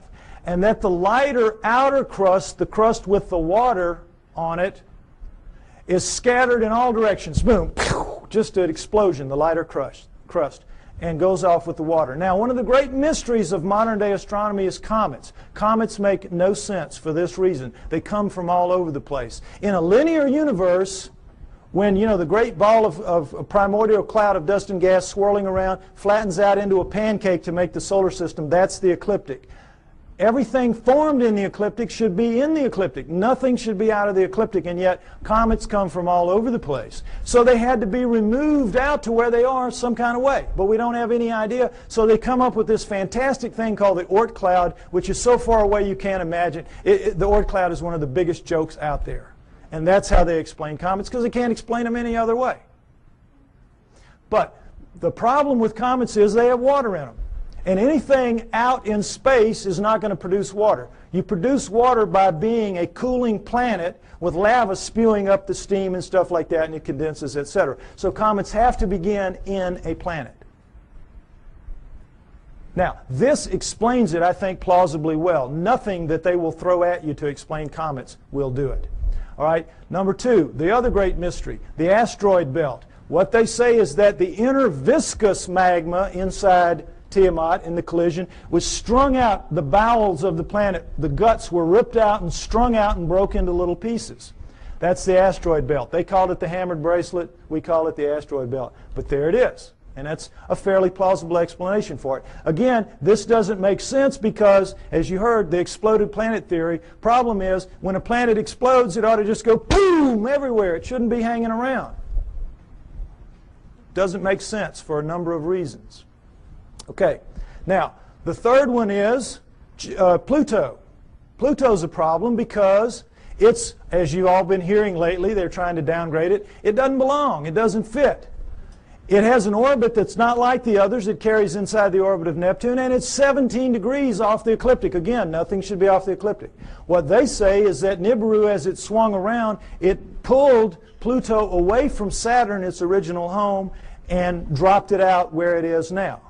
Now, all astronomers know Pluto is not a natural planet. It started life as a moon of an inner planet. They know that. But they have no idea how it could have gotten moved out to where it is. Here you go. Here's a reasonable answer right here.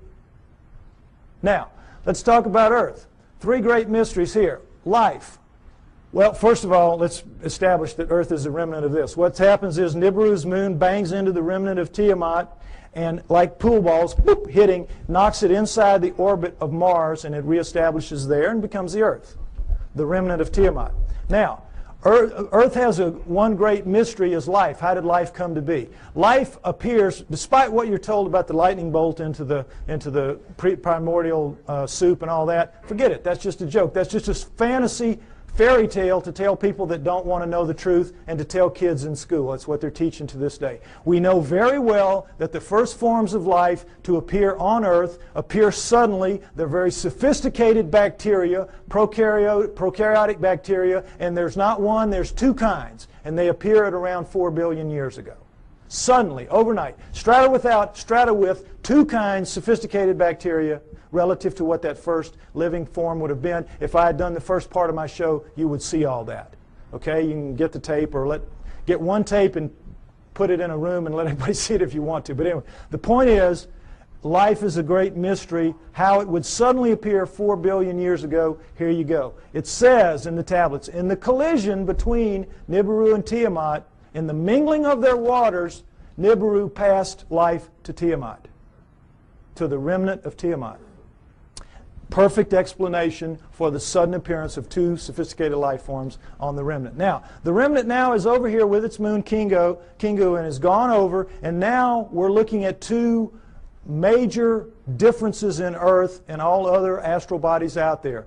Earth is missing a huge portion of its crust, and it has plate tectonics, movement in the plates. How could that happen? No explanation. Why? Because in the vacuum, any liquid in a vacuum, what does it do? You see it in the space shuttle all the time. They let orange juice or milk. It makes the smallest, tightest ball it can make. That is what a liquid does in a vacuum. Smallest, tightest ball it can make. Now, that is what all the other astral bodies have done. They don't have plate tectonics. There's nowhere for the plates to go. They're as tight as they can be. Where do plate tectonics come from? In the collision, the backside of Tiamat is cracked like an eggshell. Cracked like an eggshell. There are the plates.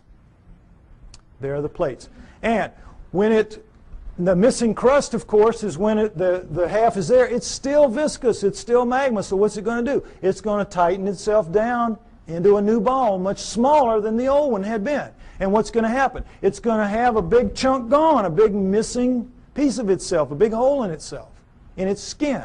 And so that scar is going to break up into pieces as the plates move around, and we have the plate tectonics and we have the missing surface that we know about today. Next slide, please. And we'll take a look at just a representation of what it looks like with the water gone. Not to scale, of course, but you get the idea. This is not like any other planet or moon out there. Something happened. And I think the Enuma Elish gives a plausible explanation for what that was and for all the other things that I mentioned as well. Next slide. Now, when the dust settled, here's what we had. The solar system as we know it today, with Nibiru moving in this clockwise 3,600-year orbit. And I say it passes outside the orbit of Mars, inside the inner edge of the asteroid belt. And the last time through, I think, was around 200 BC, which means it's just past aphelion out here, and it's going to be back around 3400 AD, about 1400 years. We don't have to worry about it if I'm right. You will get arguments about these dates. Some people use textual interpretations. I use the date of the ending of the Ice Age, which I believe was caused by Nibiru passing through and lifting the tides. You can read about why I think that in the book. And I use the dating of the ice cores and the tree rings of science. I try to make my work as scientifically based as I can because I expect someday to be able to go toe-to-toe with those guys, and I want to be able to do it on their turf in their terms. Okay? So, next slide. All right. This is some of the proof for that story that you've just heard, and it starts with cylinder seals. And I just want you to see what a cylinder seal is. There are about 5,000 of these that we have. There with their printing press. It was just a thing they would roll out on the clay to leave little pictures like this. Now, when they had a story to tell, they told it in the tablets like you saw. But when they had an event that everybody would know the event, like I showed you that cartoon, and everybody here, we all knew in a very small space that was talking about millions of words and thousands of volumes about evolution. Am I right? We all knew. Well, they would all know this was the story of the time the gods or whoever gave the water to the water buffalo or whatever. The point is, notice the fine detail in the best of the cylinder seals, and then realize that these are basically 2 to 3 inches high. They're like big spools of thread. Made out of precious and semi-precious stone, carved in a circular format so that they roll out flat and three-dimensionally. Now, when asked how this was done, science says, well, they could only have bored little holes into the rock and then abraded them out like they, to the degree that they wanted. Well, the sand would be bigger than the holes you need to do this. Some of this work anyway. There's just no way. Lasers, this is not even an inch square here. Lasers would have a hard time doing this if they could do it. Nobody knows how they did this. They're just pulling one out of the hat on you. Okay, next slide. This is the one I want you to see. This is a much older one, much more worn, as you can see. 4,500 years, 4,500 years, 2,500 BC. It's VA 243. It's in a museum in Berlin. It's well dated. And it's called the Granting of the Plow. This is a seated God. See him in his chair with a plow in his hand. And this is a standing God, and this is a human. How do we know they're gods? Because they have horns on their helmets. Horns on their helmets. Notice the horns. This is how you signify gods, or they did anyway, the Sumerians did on their cylinder seals. And I want you to pay special attention to this because later at the banquet we might see a real live Anunnaki helmet.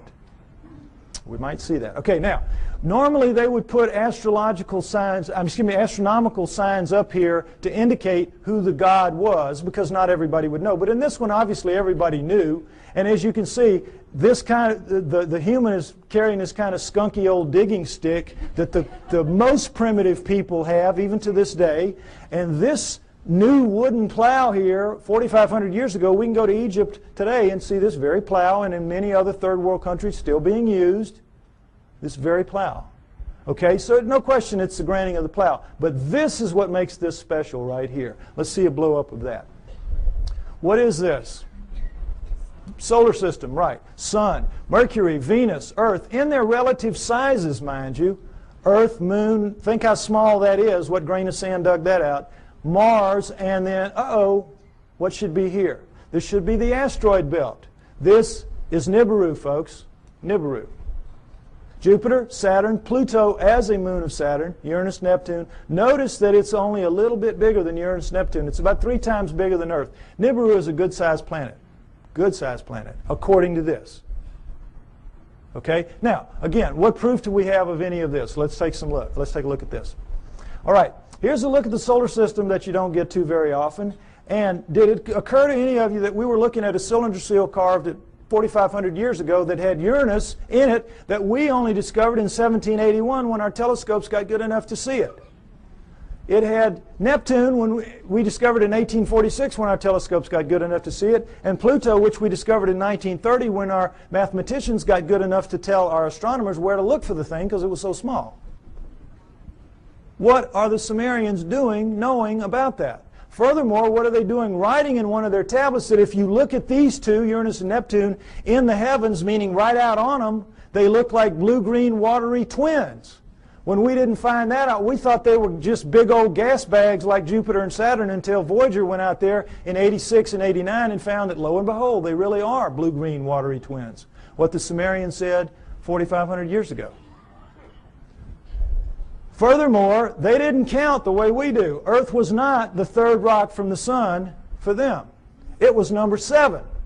So that means they were counting from out here, and they were putting Pluto in its correct place. What are they doing with all that knowledge? Well, they make no bones about it. They say everything that we know, everything that we are, everything that we have comes from the people living on Nibiru.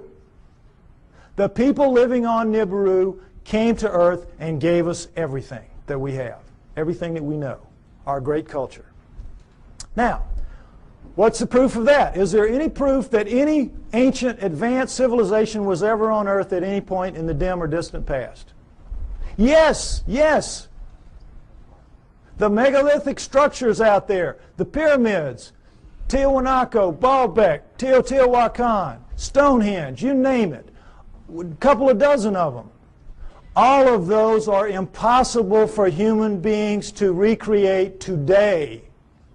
And yet we are told in another one of these great fantasies that they were somehow created by people in ancient times, ancient Egyptians or ancient Sumerians or anybody. Somehow or other they did it. And it's just absolute malarkey. Impossible.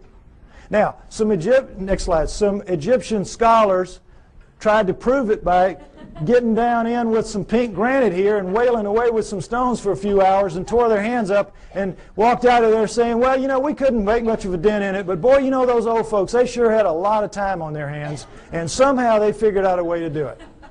Wouldn't give an inch after this. Wouldn't give an inch.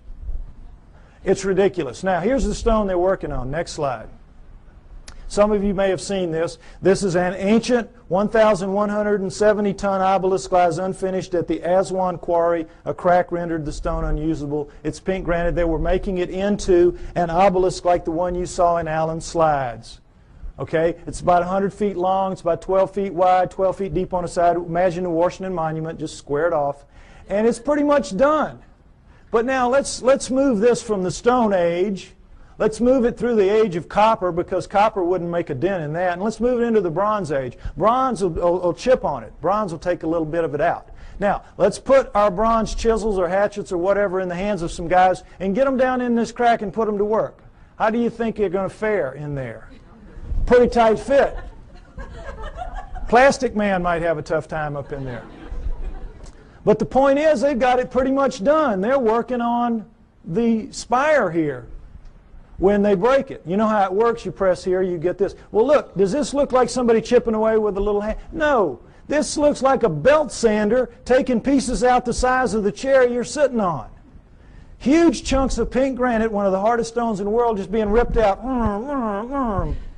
And they press too hard with whatever machine they've got here, and you know your physics. You get stress back here, and they popped it. They broke it. And they just said, whoops, we busted that one. And they just unhooked it and went somewhere else and left it for us to marvel at and wonder how they could have done it. But now let's go ahead and say they didn't bust it and they finished it. These primitive people now who managed somehow to do this. They finished it. It's ready to go. The hole, by the way, is about 15 feet deep. That's the top of it up there. But still, what's the first thing they've got to do? Somebody's got to draw straws to get down there with his hatchet and cut it loose from the bottom. Now, who's going to do that with 1,100 tons sitting on top of him? We could not get our best diamond-tipped blades to cut through underneath this thing. The weight would stop the blade. We could not, the operative word here is impossible. We could not get this out of here. And yet they did it time and time and time again. To lift it out, just if we could somehow cut it loose, we would have to take a dozen of our largest movable cranes to wring that hole just to get it up. You're being lied to, folks. That's the main thing you got to understand. You're being lied to. It's absolutely impossible for this one stone proves that none of the megaliths were made by those people in that era. And this, again, is not the biggest one. They have them in Baalbek twice that big. Okay? Next slide. All right. What we're told is that the Anunnaki came to Earth for this, gold. mining gold. And that originally, the story is, they landed in ancient Sumer, but not 6,000 years ago, 400,000 years ago, 430,000 approximately to be exact. 400,000 years ago they land in modern-day Iraq, and they set up shop in the Tigris-Euphrates Valley, and they call their home away from home, their home away from Nibiru, the Eden. You'll see a poster out there by my thing, Anunnaki over Eden. That's what that means. Because that poster is the Tigris River Valley that the symbol is rising above. That is where it was. That is where Eden was, according to them, and that comes down in the Bible as such. So they set up camp and they placer mined the gold out of those rivers. What do they need gold for? They needed to repair their atmosphere. And their rise to high technology, they had damaged that big, 3 times the size of Earth atmosphere, the same exact way we're damaging ours in our rise to high technology. And they ultimately had to repair it with very fine particulates of gold, like talcum powder, blown up into the stratosphere above it so it would ride above there and act as a reflector and an insulator from cosmic rays, which is, you see that on the masks of astronauts and in the capsule and all that. Gold is a wonderful stopper of cosmic rays. So that's what they had to repair it with. It's what we will have to repair it with. We'll have to do exactly the same thing when the day comes for us to have to face up to what we're doing to our planet. Okay? So they came, they placer mined out of the river, and all that is you put a tray in the water, you let the water sweep over, the water drops the gold into these cloth. Every few weeks you pick it up, and it's real easy. It's the way we do it now when we have the opportunity. But you tap out any stream system, ultimately, and they did. After about 150,000 years, they had tapped it out. And so they decided they were going to split themselves up and go where the mother lode of gold was on the planet Earth, which is what it is today, Southern Africa. So they divided themselves into the upper world, which remained the Eden, and the Abzu, which was the lower world, and you didn't want to go to the lower world because you had to get in the holes and dig the gold. And they didn't like it. So the Anunnaki revolted. They said, we don't want to do this. We want a slave to do this work for us. Plus, it was a hardship duty, mostly men. Why don't you make us some women while you're at it? So that's what they did. They decided to use the creatures of Earth, which would be the hominoids, and I say it would have been the Almas, the likeliest candidate. They took the creatures of Earth to get some of their genetic material to make the new slave better adapted physically to the planet than they were, but the slave would for the most part be like themselves. We shall make the Adamu, A-D-A-M-U, which comes down as Adam, and we shall make the Adamu in our own image after our own likeness, which comes down word for word. And that is what they did.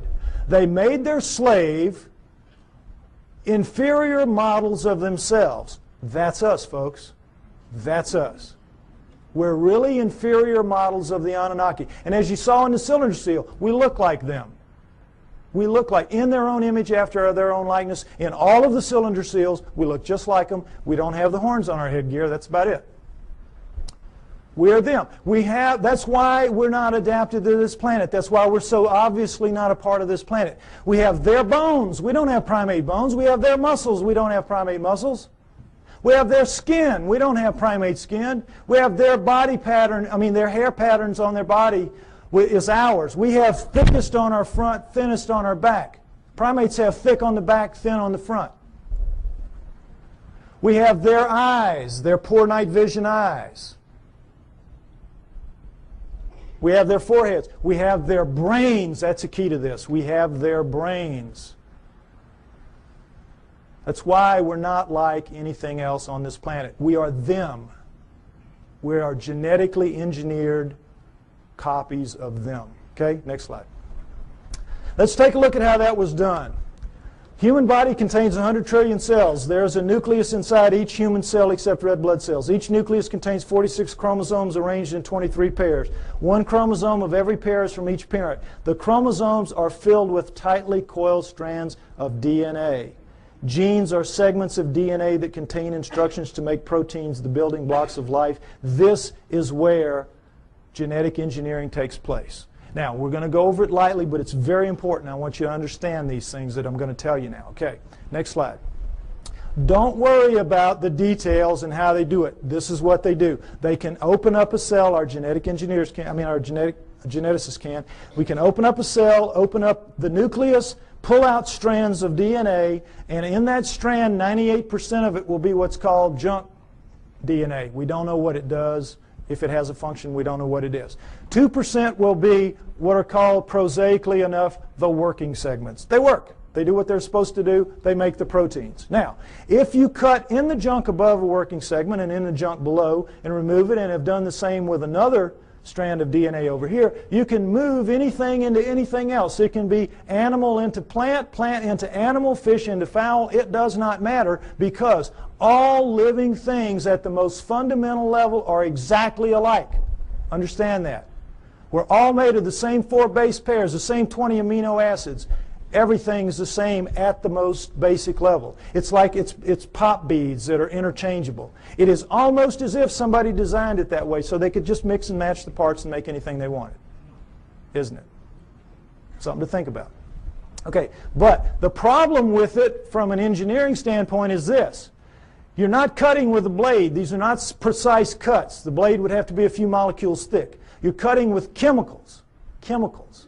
Now, the chemicals can cut pretty accurately, but mistakes are going to happen. Something's going to ooze out where it doesn't belong. Something's going to splash over it where it doesn't belong.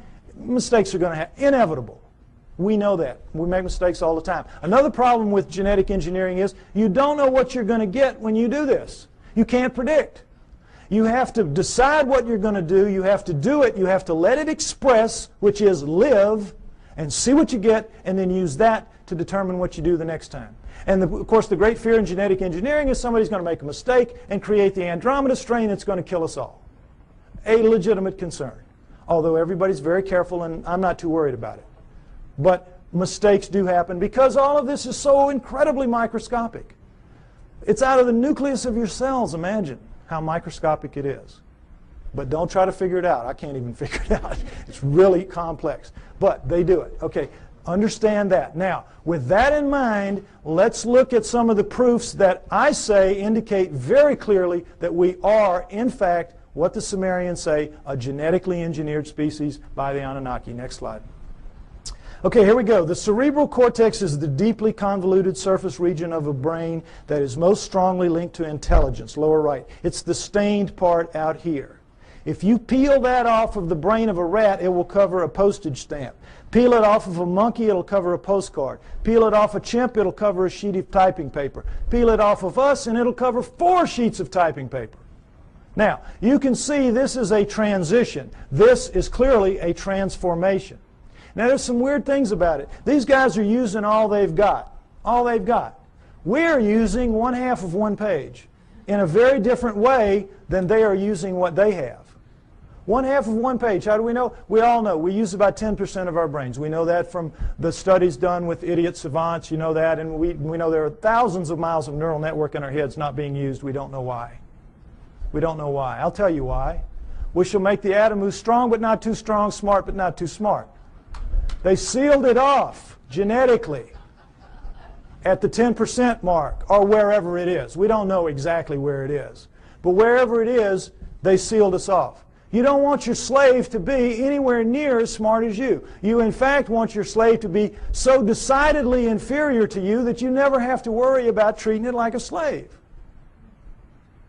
So they engineered us to be really clever to ourselves, but for them, we were smart enough to talk, take instructions, act with a little bit of ingenuity and self-reliance. They could turn things over to us and kind of let us take over and do it. They gave us just enough to be wonderful in our own eyes, but be pond scum relative to them. It's what they did. So, it's pretty clear in as much as that, and now understand with the idiot savants, for those of you that don't know the proof about this, idiot savants get some beam of light in the damage to the good 10. They get some beam of light and it will strike somewhere in the other 90%. You all saw Dustin Hoffman in Rain Man, remember? Well, they get it in math, they get it in music, they get it in sculpture, art, whatever, wherever it strikes. Now, if there's just one, we could say, well, that's a freak of nature. But we've had lots of them, lots of them. So we know that all of this is out there. It's in our heads. We just can't access it. We just can't use it. But if it wasn't in our heads, it wouldn't be in their heads. So we know that it happened. They have no idea how. Well, I say that the Anunnaki did it deliberately, and that makes sense to me. Next slide. Okay, mitochondrial DNA, late 1980s, you might remember this. In humans, over 99.99% of a cell's DNA is packed into the cell nucleus, with a small amount occurring outside the nucleus in small structures called mitochondria. That's these babies right here. They're about 16,000 base pairs long. Now, when you have a mixing and a mating, the DNA in the nucleus mixes. But with the mitochondrial DNA, it does not. Sperm doesn't have mitochondrial, eggs do. And so females pass it down intact generation after generation. Well, when this was figured out in the 70s, boy, the botanists and the geneticists said, great. Now we can go and find out if the split from the common ancestor was closer to 8 million years or closer to 5 million years. Remember that? We're going to now pin it down. It's going to be one or the other. We're going to figure it out. So they went out and they took the mitochondrial DNA of women all around the world, every race, every creed, every culture, every country, and they brought them back to the lab and they started working on them. And when the answers came in the late 1980s, it was not 8 million years ago. It wasn't 5 million years ago. It was way the heck down to 200 to 250,000 years ago, and that's all. We don't exist genetically beyond 200 to 250,000 years. And of course, needless to say, the anthropologists said, you guys are nuts. We've got these skulls showing, these bodies showing, these prehumans showing that we go back millions of years. What's the matter with you? And the geneticists said, we couldn't have been wrong that many times. Impossible. We'll do it again. And they have. They've done it. It always comes out the same. Outside 250,000 years ago. That's it. We're brand spanking new. Brand new on this planet. Now, there's still a lot of people, there's still a lot of people that will not accept that. A lot of people that will not accept that. But it is true, and it is becoming more and more acceptable, for as outrageous as it is. Now, not only do we know when we were created, we know where. Where? Because the oldest of us consistently kept coming in southern Africa. Next slide. And in fact, the cover of Newsweek in 1987 showed that if in fact there was an Adam and Eve, they were black. They would have to have been black. But of course they knew the flack they were going to catch, in the South at least, so they made the blacks look as white as they could. This guy looks almost as white as OJ, doesn't he? But the point is, in trying to have it both ways, they caught it coming and going, because you can imagine the letters to the editor after this issue. But the point is, it tells the truth. The oldest of us do come from southern Africa, and we definitely are 200 to 250,000 years old. And guess what else? That is just what the Sumerians say about us. That the Anunnaki created us around 200 to 250,000 years ago in southern Africa to dig their gold. What a coincidence. What a coincidence. Okay, next slide. Okay, what happens when a creature is born in the wild severely screwed up physically? What happens to it? Dies, right? Parents will kill it. It will not put that defect into the gene pool. You're looking at the great exception. You're looking at 28 of our most severe genetic defects, but we have 4,000 and counting. 4,000 and counting. Now, we're only 200, 250,000 years old. We shouldn't have one. We've got 4,000 and counting. How did it happen? Cutting and splicing process mistakes. Cutting and splicing, oops, made a mistake. Cutting, splicing, oops, made a mistake. They don't care. They're making a slave. They're not going to fix the mistakes. What do they care if it's 1 in 100 dies from the problems? If it's 1 in 10, they don't care. They're making a mistake. They're making a slave. But they know the numbers, like we have found out the hard way. If you let the population propagate naturally, those numbers go way down for each person. Right now, as we sit here, we average about 50 of the 4,000, each of us. And we have a mating with our mate. If we share any of those 50, then each of our offspring will have a 1 in 4 chance of expressing it. That's why you'll get mongoloids in the best of families, mongoloids in the lowest of families, and all around the world. And that's what genetic defects are. In the wild, you will get 2-headed calves and 6-legged goats. That's a sperm-egg misconnect. That's not something that you see steadily on and on. A little gem like spina bifida, which is not going to let you live to adulthood, nor is it going to let you reproduce if you do. What's that doing in a gene pool? It was all put there, folks. Put there. No question. Next slide. Okay, here we go with the chromosome match. It's kind of hard to see, comparison rather. Humans, chimpanzees, gorillas, and orangutans right here. And you see how similar they are. And as we know that between humans and chimpanzees, there's 99% similarity in the DNA and 98% with gorillas. And it's like, oh, well, then that we're just kissing cousins. That's as close as you can be. We're almost the same thing. Well, not really. Because we're talking about a 3 billion base pair genome. 1%, that's 30 million base pairs. That's a couple thousand strands of DNA. If you know what you're doing, that's a lot of change. But also understand that all higher animals, and never say this, share 50% and up. Squirrel, 50% and up. You see, so it isn't quite as astounding as it seems. But what we're looking at here is the Anunnaki have got themselves a real problem. And that problem is this. They come to Earth and they decide they're going to make the slave. They decide we're going to use this creature of Earth, let's say it was an Alma. They test the blood, and what do they find? First thing, big problem, 48 chromosomes. All primates have 48 chromosomes. But they, the Anunnaki, have only 46 chromosomes. How do we know that? Because we have 46 chromosomes. We descend from primates, and yet somehow we lose 2 whole chromosomes. That's an awful lot of DNA. And somehow we're so much better than them. Well, they have 68 or something like that relative to them. But we don't. We have 46. So we know this was the result of the genetic engineering, and they had a problem, the Anunnaki did. What could they do? They had to, you know how it works. There's 24 in sperm and egg, 23 sperm and egg. So you got to get the sperm and the egg to match up, one or the other, 23 or 24. Can you take out a chromosome from the creature of Earth, the 24, and still have a creature of Earth? No. Can you add a chromosome to yourself and still have an Anunnaki? Go up to 24 from 23? No. You got a real problem. It's an insoluble problem. And you need that because you got to get the first hybrid to get in the game of the genetic engineering. You got to get something alive that is a blending of you two to begin to work on it. So what can you do? How can you solve that problem? There's only one way, and boy is it smart. You go in and you look and you compare the chromosomes and you find 2 that can be fused and will take up one space but maintain the integrity of all the chromosomal material. You find a spot where you can fuse 2 to make 1, and now you've got all the material but taken up one place, and now you're ready to rock and roll. You with me? All right, let's look at the number 2 chromosome close up. They just went to the second one. They just looked down the row and they said, okay, this will work. Orangutan, 2 and 3. Gorilla, 2 and 3. Chimp, 2 and 3. Human. Uh-oh. Fusion. How long do you think it would take Mother Nature to do this? There's no clearer proof that we're genetically engineered just like they say we are. Next slide.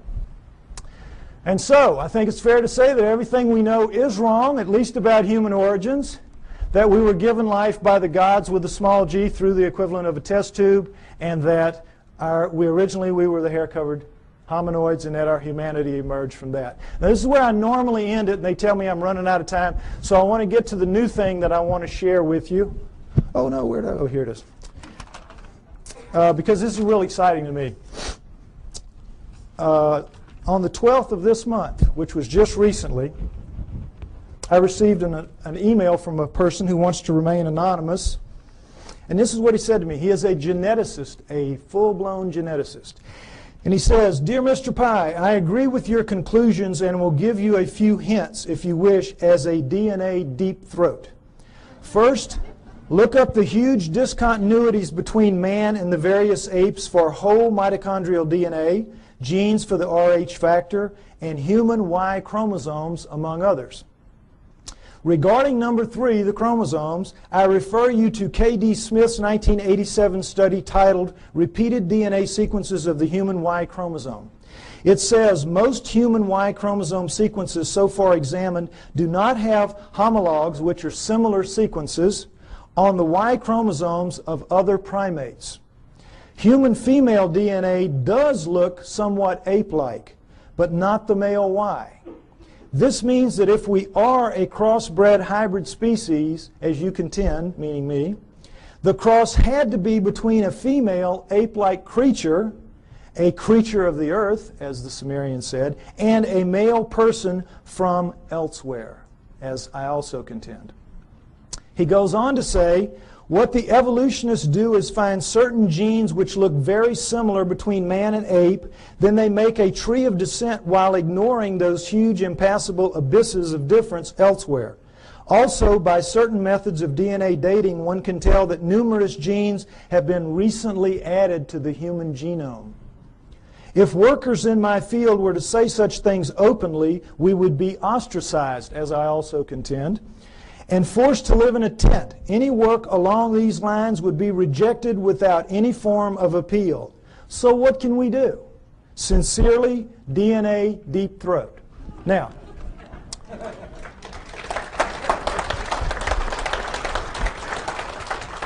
what this means, thank you, what this means is we win. We win. Because where one of these came from, more of these are going to come. As my profile rises higher, and I think, frankly, that I'm the only person out here pushing this genetic stuff that you're seeing like this, more of these are going to come my way. We're going to win. You've seen the evidence. Now, right now, we're getting our brains kicked out. We are getting our brains kicked out. That's why we're called the fringe. And the reason is we keep mounting these frontal attacks on the establishments. And every film that we produce, every photograph, every sighting, every testimony, every capture, every encounter that we have, and we throw at them with the best intentions. Our word is truth, is it not? Our word is, it's true. It's true. And their word is what? Liar. Liar. They dress it up. They say, well, you don't know what you're talking about. You don't know what you're seeing. You made a mistake. It was swamp gas, whatever. They're basically standing there and saying, you're just a bunch of liars. We're right and you're wrong. And because it is our word against their word, our word truth, their word liar, their word wins. Day in, day out, year after year. It's very frustrating, is it not? Boy, it just annoys the heck out of me. But what this means is we're going to win in the end. Why? Because the genes say so. The genes back us up. And right now, this is not a field that you're very familiar with. And I've worked very hard to make this very simplistic so you could understand at least the fundamentals, and it's the same in my book. You need to be aware of this is because this is the back door, kids. This is the back. We're not going to storm them from the front. We've been doing it for years. They know how to deal with us. Our word against them, we're going to lose. But in this instance, the genetic end of it, what is it? It's their word against them. It's their research against them. They're going to lose. We're going to beat them with the genetic evidence. We got to beat them. We will beat them. We know we're right. We know they're wrong. They know they're wrong. They know they're wrong. We just have to get mentally tough and accept that this is a war. This is a fight. This is not, gentlemen, Marquis de Queensberry rules. This is a dog fight. This is a knife fight. And you all have got to get out there and proselytize. You have to familiarize yourself with these basics at least. And instead of throwing things at them that are going to bounce off like BBs off a barn door, you got to start throwing some darts. This stuff will do it. This will do it. We can win. We're going to win. Thank you.